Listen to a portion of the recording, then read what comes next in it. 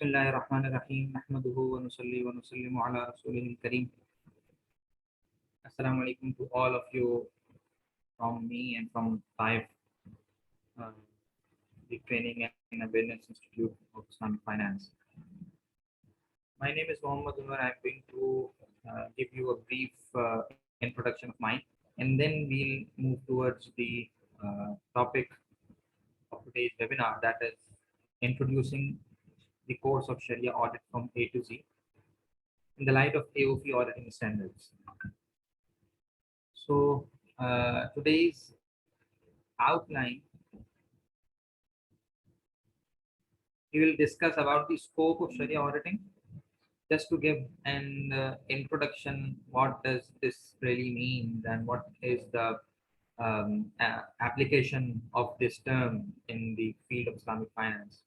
And we will learn what is the difference between conventional auditing and Sharia auditing, and discuss some issues prevailing in the field of Sharia auditing today, and what can be the future of Sharia auditing,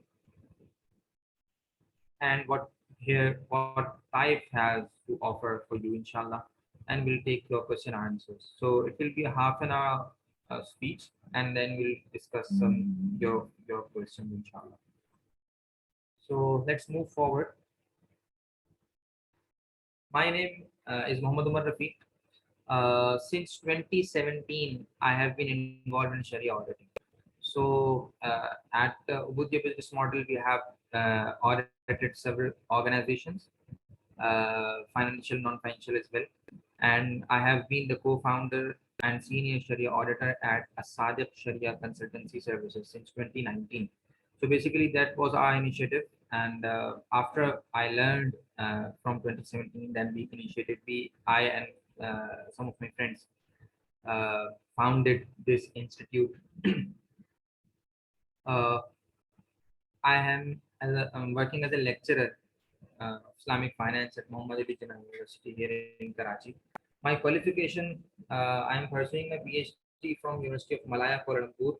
It's I have submitted the thesis, but the viva is left. So I request you to pay for me. Allah Subhanahu wa Taala make it easy for me to complete this holistic journey. I have been involved in writing fatwa, that is the verdicts for Islamic issues at Center of Fatwa and Ifta, and it's now more than 4,500.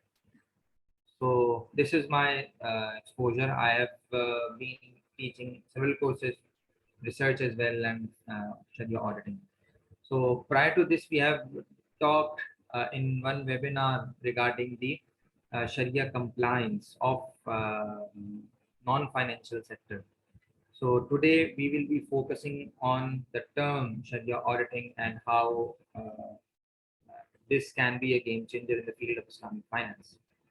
So first of all, let's have a look at the term of Sharia auditing. What do you think? You are here, mashallah, more than 335 participants. The term Sharia auditing is now a bit famous, but you will be amazed after seeing this data. That was a research done before several years ago, not very recent in 2022 or 2021. But the results show that the accounting lecturers, they should be they should be aware of this term, but they only 46%, almost half of them replied that they know the term Sharia auditing, and half of them said that we don't know, or we are not really sure what does that mean. Auditors, I mean the financial auditors. So only 26% of them said they know this term, while three quarter of them said that they are not really sure what it is. So isn't it amazing that this term is still not very much popular in those who should be knowing this term? Yes, Sharia scholars, a majority of them know what does this mean, and the overall half of the population population means here the relevant people know what does this mean, and half of them don't. So it shows that this is an emerging way, an emerging field in among the different fields of Islamic finance. So what I have here to say that what are the scope of Sharia auditing. So Sharia audit encompasses the policies as well, not only the financial statements, but the policies as well. The policies of an organization, policies of an Islamic bank, policies of an Islamic financial institution, maybe a takaful center, or it can be an NGO as well. So the policies of any organization can be audited from the perspective of Sharia. Number two, the contracts. Very major difference in between the conventional auditing and Sharia auditing, and the nature of contract, how it was executed, and what are the responsibilities of the contractual parties.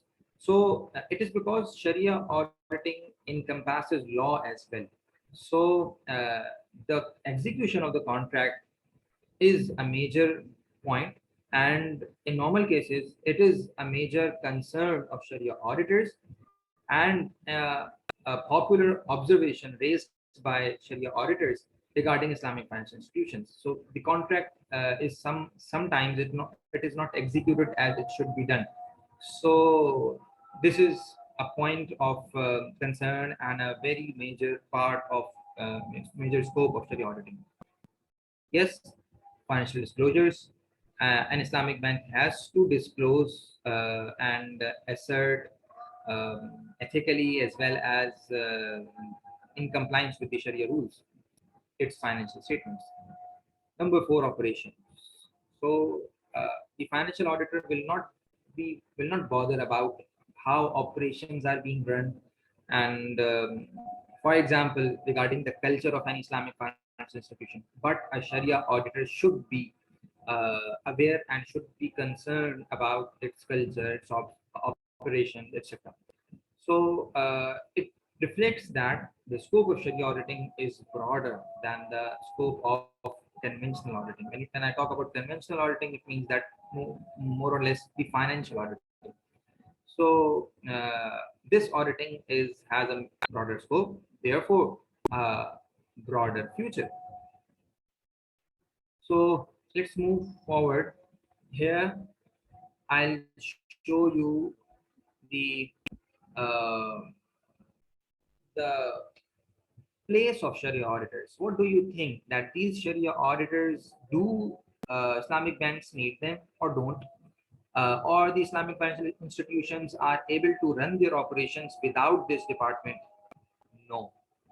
As the Islamic field of Islamic finance is emerging and it's going becoming popular even in the non-Muslim countries and non-Muslim societies, auditing is becoming more and more important. Why it is so? Let's discuss the philosophy of this.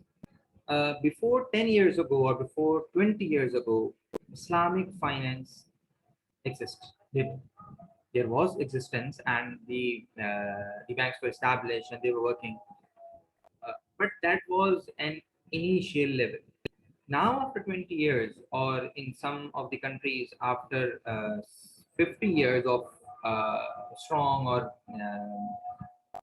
moderate Islamic finance, need of auditing has emerged, because you start something first, and then after the completion of some of its phases, you check it how it was done. Was it according to the standards or not? So now the Islamic finance has reached a level where it should be checked, it should be scrutinized, that the practices, the operations, the policies are according to the standards or not. Therefore, in any of in Islamic financial institution, you will find somehow this kind of hierarchy, where you will find that there is an internal audit department, as it is since centuries in the uh, institutions, but there is a specific Sharia audit department or Sharia audit committee within that internal audit department that uh, uh, reports directly to the board of audit committee, and that reports to the board of directors directly. So auditors has a very upper hand among all the workers of any institution. Moreover, there is a Sharia monitoring and review committee or department as well within the operation, because the auditors are there to point out and raise the observations. To make it, to rectify these issues and solve the problems, there is Sharia monitoring and review committee within the operations department to solve these issues. This is also a second kind of hierarchy you may see in maybe in the Malaysian sector or in some of the Middle East sector, that there are Sharia review function. Basically, the Sharia review is a second name of Sharia audit. So it reviews and it reports directly to the management, and there are several links of Sharia committee. Directly, Sharia committee is responsible for the Sharia review. Sometimes the people working in the Sharia committee works in the Sharia review function as well, and it is because the human resource in this in particular field is very limited. Uh, Before 2 days ago, I was talking with the chairman of Sharia board of Dubai Islamic Bank, and he said that till now we don't have a very comprehensive course on Sharia auditing. So people are doing Sharia audit work, but still they are not well versed in this function. So this is something that should be explored, that should be done, and it is the very infancy of Sharia audit in the field of Islamic finance when you see it in the on the international level. Yes, there is a Sharia audit function, a separate function that reports to the audit committee and then directly to the board. So this is an internal audit. This, and I'm talking about the internal audit only. The external audit from a third party is something other than this functions. So the potential is immense. Now let's move forward to understand what really Sharia auditing is. As the accounting standard of AOP defines it, Sharia review is an examination of the extent of an IFI's compliance in all its activities. You can just imagine the scope of the Sharia auditing here, as declared by AOP. So the examination includes contracts, agreements, policies, product, transactions, memorandums, articles of association, financial statements, reports, internals, audit, central bank inspection, circulars, etc., etc. So the scope is very broad. People, human resources limited, and potential is immense. Sharia Supervisory Board, as this term is more mostly used in Pakistan and maybe in some of the Middle East sector. So it is responsible for forming and expressing an opinion on the extent of IFI's compliance with the Sharia, whether it is compliant or not. The responsibility of compliance there rests with the management of an IFI. So this was the definition, and you can see how needed is it is within that institution. Let's discuss what are the differences. In other words, why do you think a conventional auditor cannot uh, replicate his work for Sharia auditing? Or why cannot he exercise the same thing as he is doing for the conventional audit and name it as Sharia auditing? So there are some differences, and these differences are that a conventional audit or a financial audit is basically a three-party relationship. The entity, that is the customer of auditors, if you talk about the external audit, and the auditor, the major role, the major responsible, and the user who is concerned to know that financial statements of any organization is according to the standard or not. While in Sharia auditing, there is entity, auditor, user, and public as well.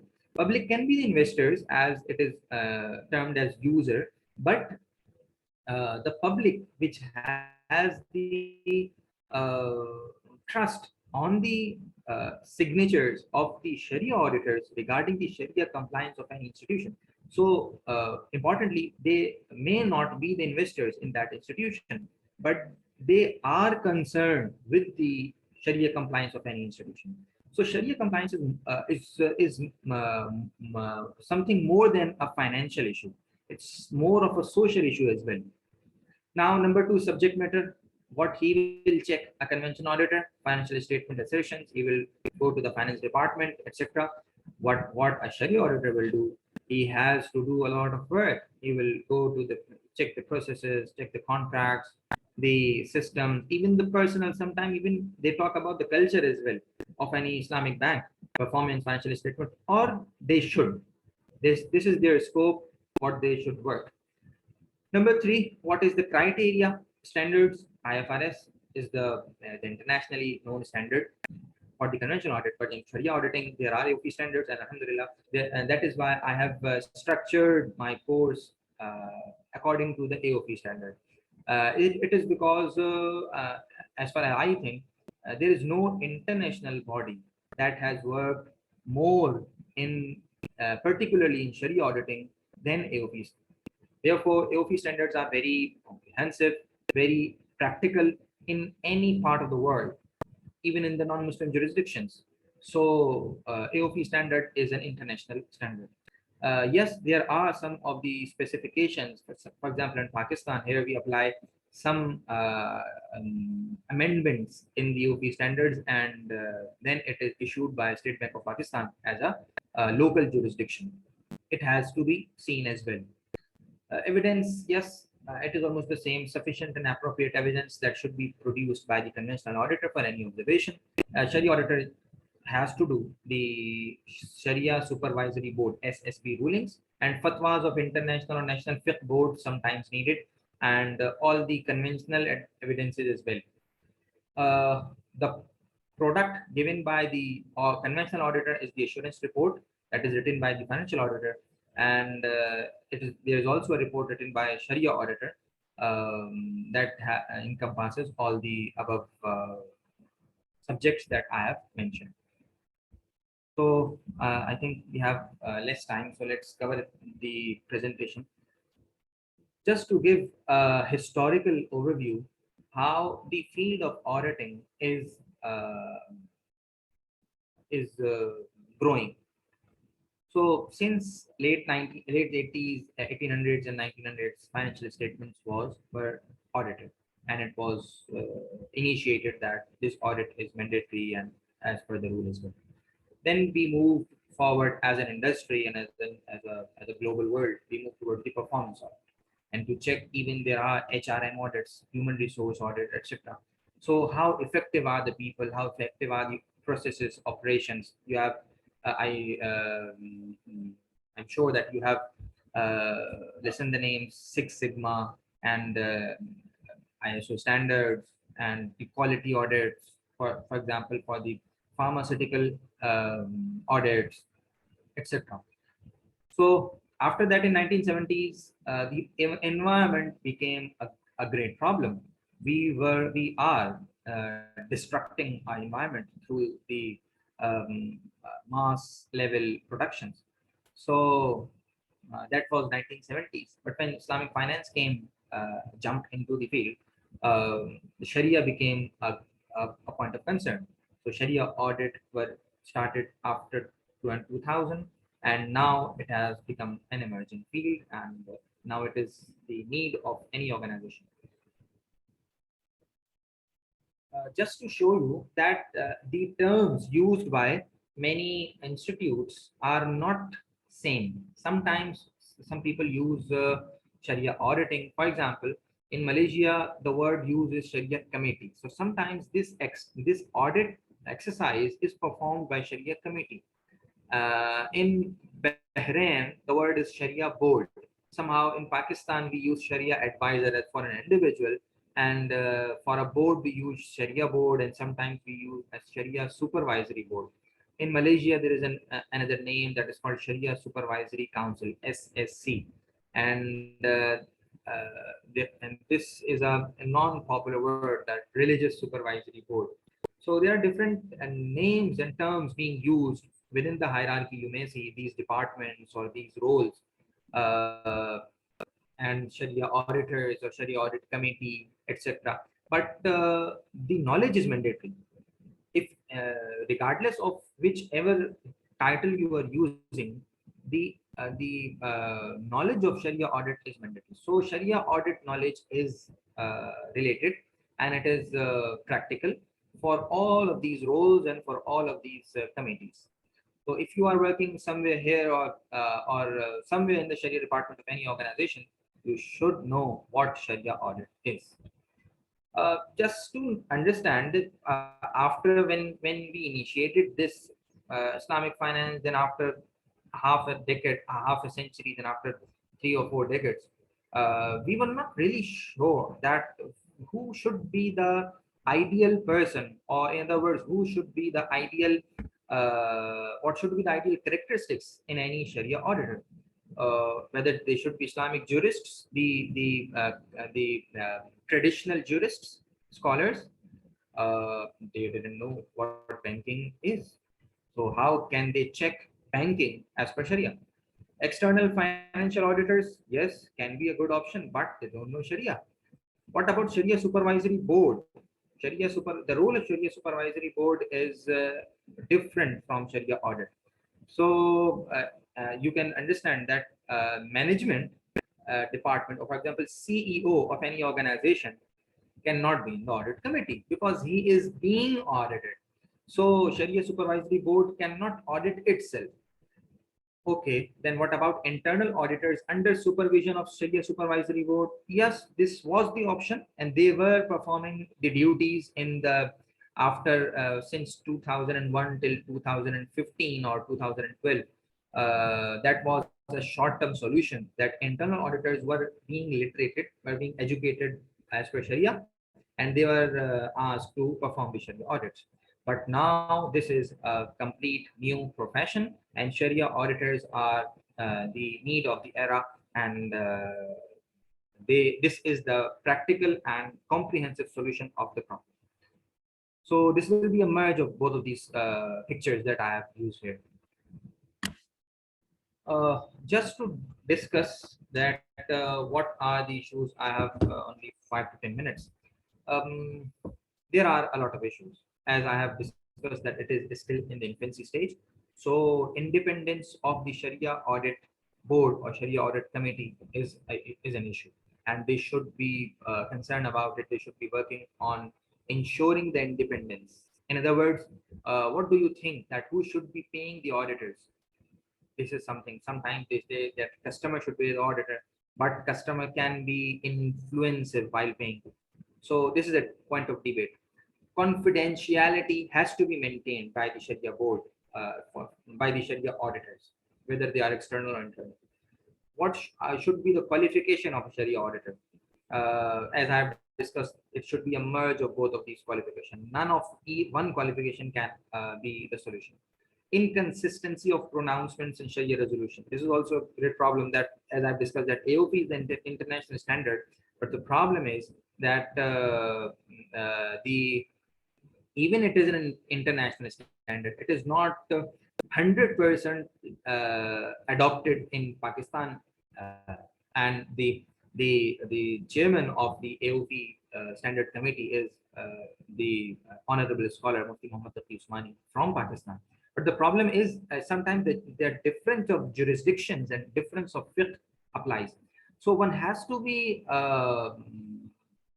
competent in more than one fiqh in order to work in more than one jurisdictions. So a person living in Pakistan, if he has to work in Malaysia, then he has to be competent and qualified in the Malaysian uh, version of the standard as well. So it is also an issue.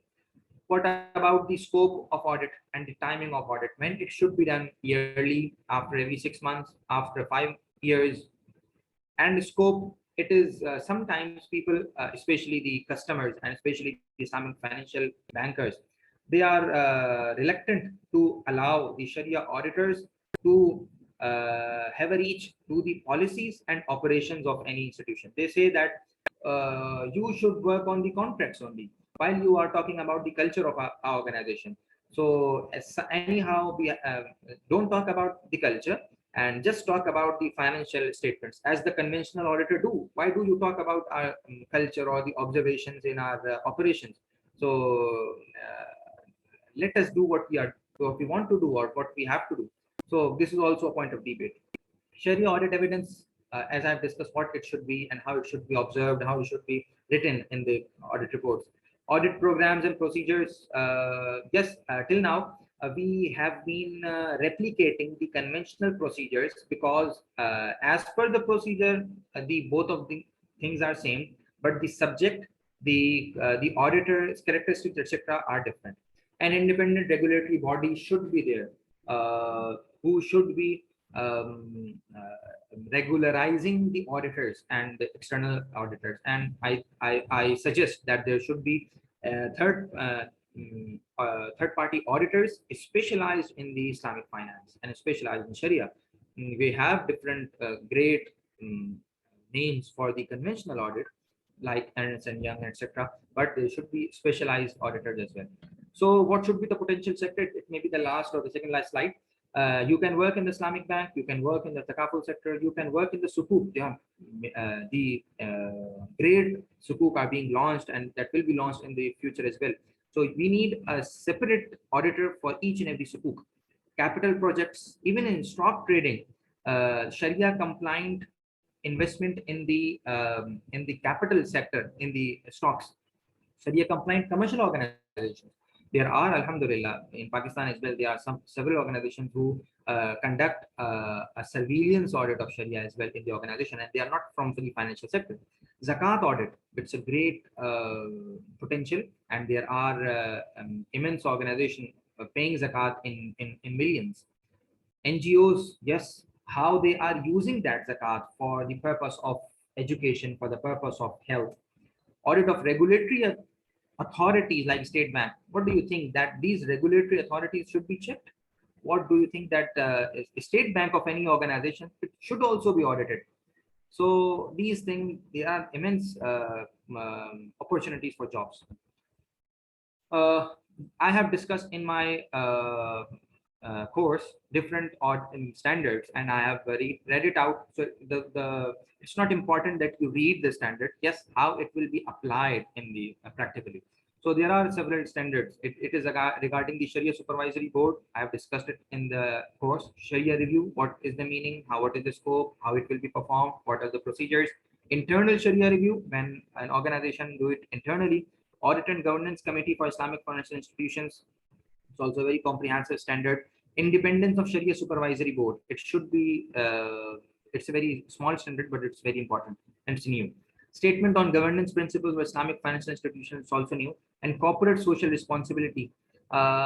This is also a point of concern in many of the Sharia reports because they are not channelizing the discarded income. As I think most of you know that there are some discarded income of the Islamic financial institutions. So I will be taking the question, inshallah, within 5 minutes. So just to summarize what I have discussed till now, it is the need of era, and you can prepare for the CSAU exams as which is Sharia certified Sharia auditor exam, and the standards are discussed by me, inshallah, in the course. Islamic finance market is expanding as well as the Sharia auditing, so it's a point where you can work. We will be discussing not only reading and not only memorizing some of these standards, but the hands-on training. How you will be practically doing an audit. Final project will be done, inshallah, and there are several case studies being discussed. I'm well versed, alhamdulillah, in English and Arabic as well. ممكن أنا أتكلم في العربية أيضا إن شاء الله, and Urdu as well. It's my native language. Just to show you the modules, I have covered it in 10 modules, very short modules, inshallah. How we will discuss what exactly audit is, because maybe you are from a background that you don't know what audit is. For example, if you are from Sharia background, then you are not aware of what exactly audit is. So audit definitions, inshallah, what is the role of auditors, different types of audit, And then we will discuss the audit risk types and what is the Sharia risk. This is a new entry of new kind of risk that has emerged within the last 2 or 3 decades. Module 5 will discuss audit process and planning, what will be the steps. And Module 6 will discuss the governance framework, and several standards will be discussed here and in the Module 7 as well. Module 8 is regarding external Sharia review, a third party review, how it will be done, and how will you write the audit report, the final product of your work. And number 10, what should be the ethical responsibilities of a Sharia auditor. So around, I think the videos are more than 5 hours, and very well divided and categorized by type into different modules. There are short quizzes for self-assessment and a final project in the end. So this was from my side, and I want to hear from you, inshallah.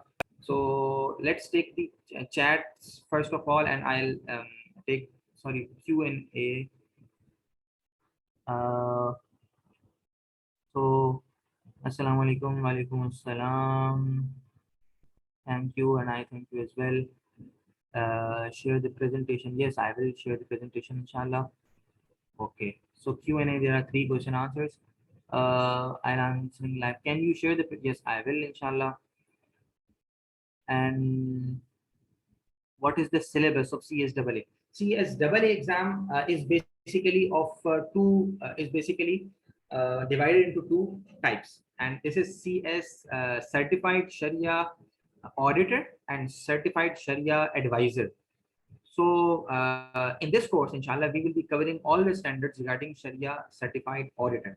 And in the upcoming future, the AOIFI is going to split this course within 2.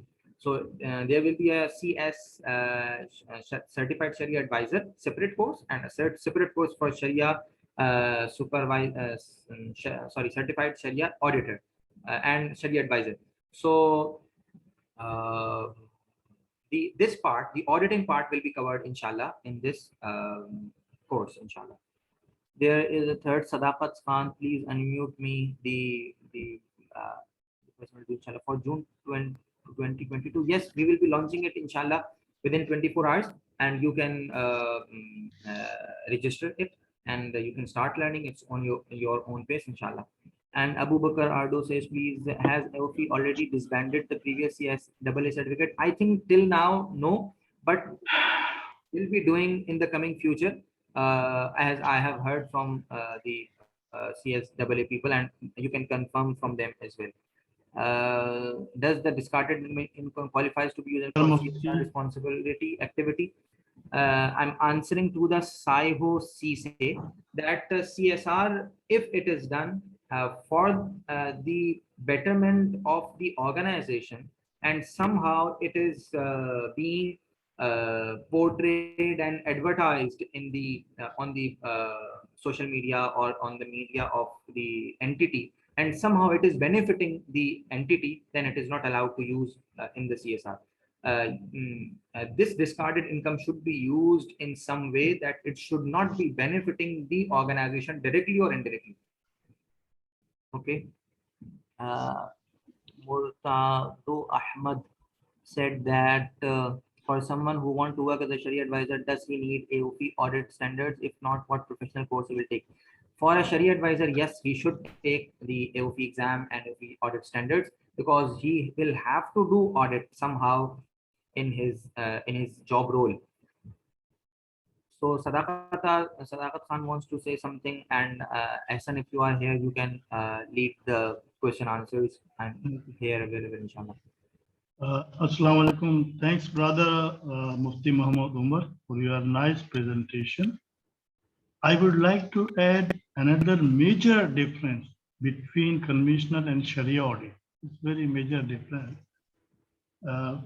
Sharia audit report is submitted before the Sharia board for their review, and the board may decide to forfeit the profit earned on Sharia non-compliance transactions and order to distribute the profit on a non-compliance as a charity. So the amount is taken out from the bank's income, and bank is not allowed to reconsider or retransfer into their income, and they have to distribute that income to the poor under the supervision of Sharia board guidance. This is a major difference uh, which is between the conventional and Islamic bank as well. In conventional audit, transactions are not taken to the charity, a profit amount or anything not taken into charity because non-compliance issue is not taken. But in Sharia audit, haram and halal is differentiated based on the non-compliance level, and Sharia board decides. So I think this is a major difference. What do you say, Steve? Yes, I do agree with you, and this is a major difference. And the difference is basically because the any Islamic financial institution is concerned about the haram and halal. So the discarded income is in most of the cases a major part or a part of the audit reports. So Sharia auditors and the Sharia advisor or Sharia supervisory board has to ensure that discarded income is taken out of it, and it is spended in a permissible way. Yeah, true. And are you going to cover all the Sharia standards in the training session? I have covered the these are 6 standards. Standards are there. I shall show you the slide again, and I have covered these standards here in these standards, and which are some of these are in the governance standards. So these are 6, and they are developing more as well. Not all, but 6.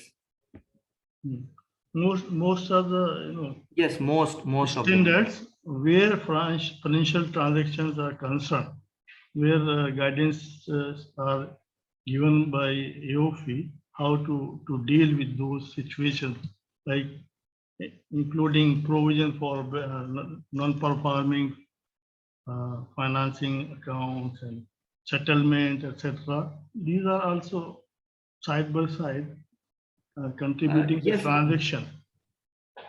Yes, how to execute a financial transaction is also a major point of concern, and it is also a major part that should be learned by the Sharia auditor. But for that purpose, for example, for an ijara transaction or for a murabaha transaction, in order to understand the whole murabaha procedure and whole ijara procedures, he has to cover the ijara standard or murabaha standard. So that is more of a Sharia related information. In this course, basically, I have focused more on the audit procedures and where are the major mistakes are being made by the Islamic bankers, and the auditors has to point it out these issues. So somehow these transactions are discussed, but not as the major heads and major modules. The major focus is on the audit and audit procedures. Review side. Yeah, that's right. I think this should be a very beneficial training course for those who are working in the audit firm, or either in audit firms, they can go for external Sharia audit or internal Sharia audit, both. And I will suggest that internal auditor of the Islamic banks, they should also attend this course because they are also doing audit for the bank, and sometimes they are supporting somehow to the Sharia audit as well. And both Sharia audit and internal audit both are also coordinating with each other and supporting each other in their findings. So I will recommend those also. They should also attend this course.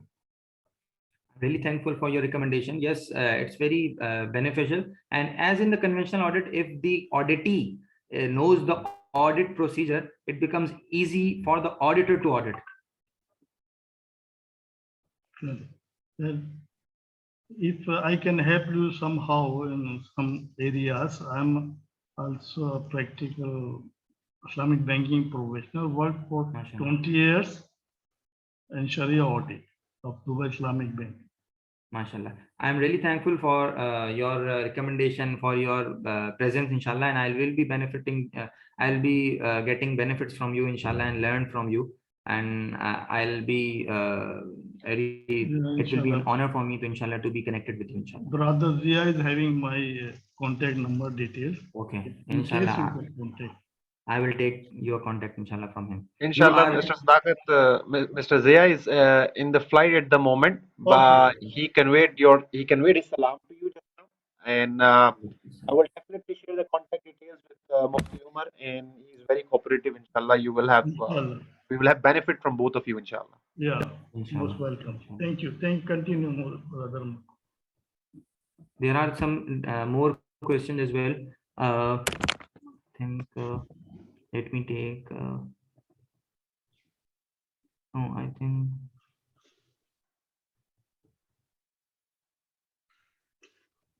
I think all these questions are answered by me.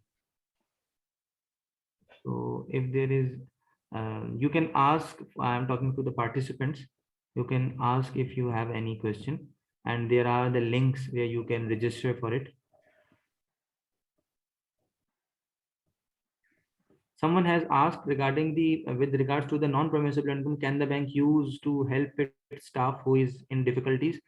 As per standards, no, because the board has to ensure that this income is taken out of the bank, and as an ideal situation, a bank not market itself and its name by using this and this income. So but so it's more of a administrative preventive measure that is launched by the standard, while as per Sharia there is relaxation. So for example, if this income is taken out of the bank and given to some poor, and among these poor was a person that was working in the bank, and he was poor, so he can take it and it is permissible for him to use because he's poor.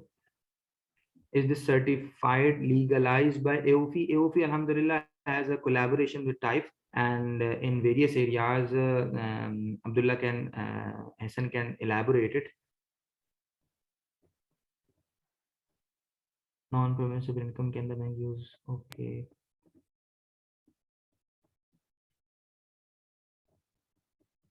You can see this on in the TAIF website as well.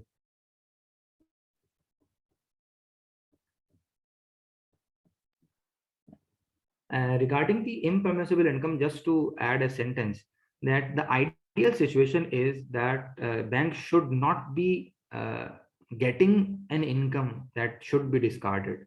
So basically, in most of the cases, these are the mistakes made by banks, and that is discarded. So may Allah subhanahu wa ta'ala make us so powerful and the system becomes so mistakeless that there should be no income that should be discarded, and that is basically a haram income. But if there is some income and the Sharia Supervisory Board has to instruct the management that it should be discarded or given to the people who are poor. Okay, so I think all the questions have been answered in the session. Yes, Sheikh, Alhamdulillah, every question is being answered. And I would thank you for your time, right? Mr. Zia, I personally thank you for your time as well. I hope who have joined the session, all of them must have benefited from the session. We have the endorsement from Sadakat Saab. The benefit of this course, the course line outline is in front of you. And please fill the form, give your feedback, and we will get back to you within 24 hours, inshallah. And if you want to start this course, you may, inshallah. Jazakallah, Mufti Umar, thank you very much for your time. Walaikum assalam, and I'm very much thankful for you, for the Sadaqat Saab, and for Zia Saab, and for Taif, inshallah. And I think they can, we can benefit, inshallah, and we can give my precious knowledge to the people. Here is a last question, done by someone. Can we have some of these slide? Oh, sorry, maybe before that. No, just can a trained Sharia auditor work in conventional audit? I think yes, he can. He would have to learn some of the conventional audit standards as well. Yes, he can if he's qualified. So, but there is more need in the Sharia audit field than in the conventional audit. Therefore, many conventional auditors are working as Sharia auditors, and you may not find the Sharia auditors working in the conventional audit. It is not due to their limitation, but it is basically due to their due to the job opportunities available more in the Sharia audit field. So I'm really thankful for you, for the participants, for joining us, and I hope you will get benefit from this course, inshallah. Thank you. Assalamu alaikum warahmatullahi wabarakatuh. Wa alaikum assalam wa rahmatullah.